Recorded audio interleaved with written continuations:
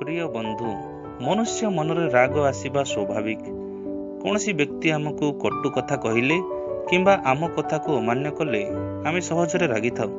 काहाकू अधिक समय धरी अपेक्षा करिबा मध्य कष्टकर होइथाए। मनरे विरक्ति भाव और राग जोगु मनुष्य अनेक भूल करी शेषरे पश्चाताप करिथाए।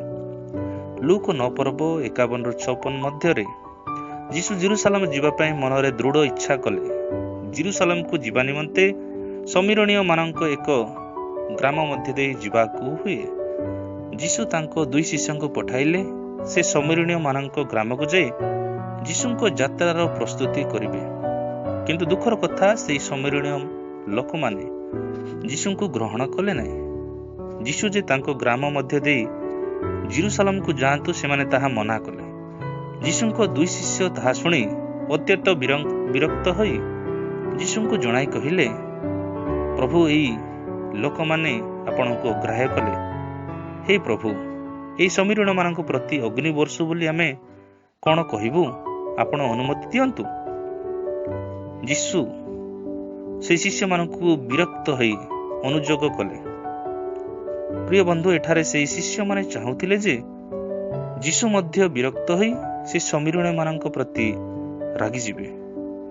किंतु आम यीशु प्रेमिक यीशु से समीरण मानक न रागी बरं शिष्य मानक अनुजोग कले।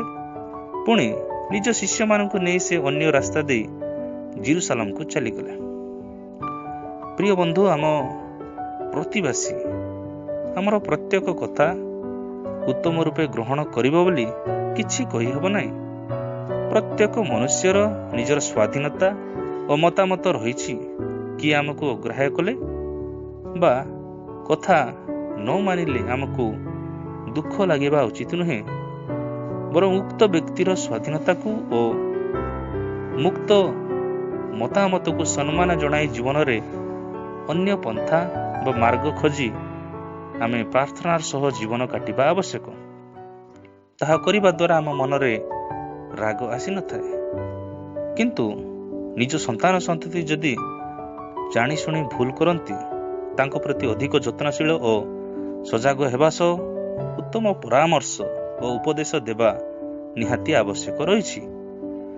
प्रिय बंधु, प्रभुଙ୍କ ठारे निजे समर्पित हवा और अन्य को प्रार्थनार सह प्रभुଙ୍କ निकटरे सामिल कराइबा हमर कर्तव्य। ताहा करिबा द्वारा मनर दुख दूर होइथाए, समस्त राग दूर होइथाए, मनरे धैर्यपण आसीथाए एवं उत्तमता आसीथाए।